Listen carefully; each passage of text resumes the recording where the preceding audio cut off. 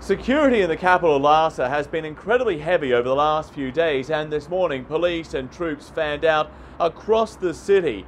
Access to Tibet is still strictly controlled by Chinese officials. Just a small group of international news organizations were hand-picked by Olympic organizers to cover this event.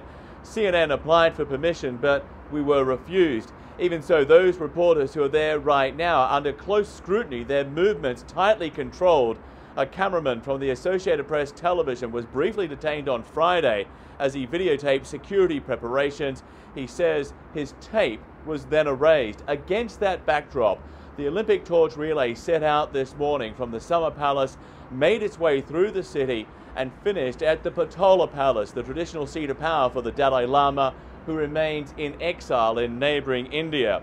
After violent clashes broke out in March, the relay route was drastically shortened from 27 kilometers down to 9 kilometers.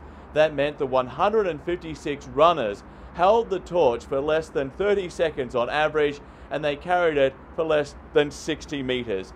So far today, there have been no reports of protests, and there appears to have been no attempt to disrupt the Olympic torch relay. There was only pictures on state-run television of happy Chinese flag-waving supporters who were given special permission to be there.